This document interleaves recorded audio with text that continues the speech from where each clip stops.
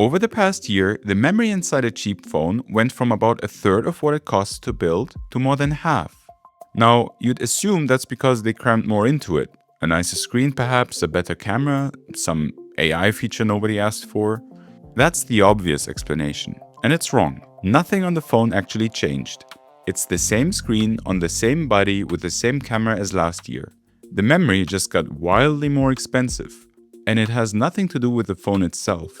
It's actually happening somewhere you'll probably never set foot in. An AI data center. So how does something in there have such a big impact on your phone's price tag? Okay, here's the first strange thing. It's not hitting every phone. Flagships are mostly fine. It's the cheap phones that are getting crushed. The ones under about $400, which, by the way, are the phones most people on the planet actually buy. Analysts think that sales of those budget phones could fall around 22% this year. And not because people stopped wanting them, they're just quietly turning into worse and worse deals. So how exactly does a data center reach all the way down and make budget phones worse while flagships are barely affected? For that, we need to answer 3 questions, and only the last one has anything to do with phones at all. First question: what does AI even need that has anything to do with your phone? The answer is memory. A very specific, expensive kind of memory called high bandwidth memory, or HBM. Basically, it's regular memory chips stacked into little towers and wired together so an AI chip can pull data out of them fast enough to keep up. But here's the catch. And this is the key to the whole story. That stacked up AI memory is incredibly greedy to make. Producing just 1 bit of it eats up roughly 3 bits worth of the normal memory that would have gone into your phone. So every one of these AI chips going into a data center isn't just buying up memory. It's basically wiping 3 times as much regular phone memory off the map. Okay, so AI data centers eat up all the memory, but that alone doesn't explain your phone getting pricier. Why can't the memory companies just make more of it and keep everyone happy? Well, almost all the memory in the world comes just from 3 companies: Samsung, SK hynix, and Micron. That's basically it. And right now, data centers will pay premium prices for every AI chip these 3 can make. So they did the obvious thing and they aimed their factories at the expensive AI stuff and away from the cheap consumer stuff. And a factory can only make so much. Every wafer they turn into AI memory for a data center is a wafer that never becomes the memory in your mid-range phone. It's one or the other. In fact, one of the 3, Micron, has basically said it's sold out of memory for the entire year. The AI build-out is more profitable, so it's got first pick, and everyone else is left fighting over what's left over.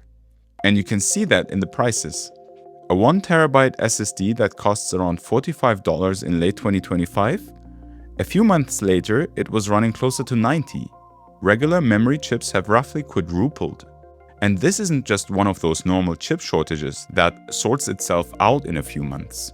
Cloud companies are expected to pour over $600 billion into AI this year, and a brand new memory factory takes years to build. And most of the new ones are being built for even more AI memory, not for your phones.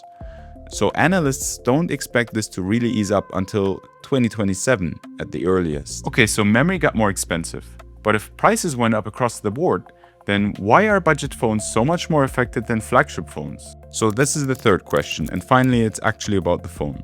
It comes down to this.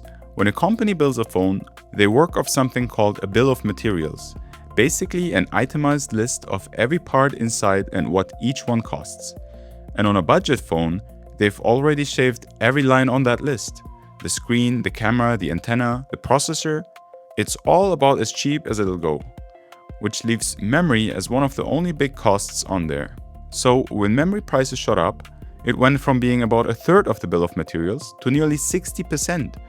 And on the cheap phones, the ones under $100, memory alone is now over 64% of the build cost.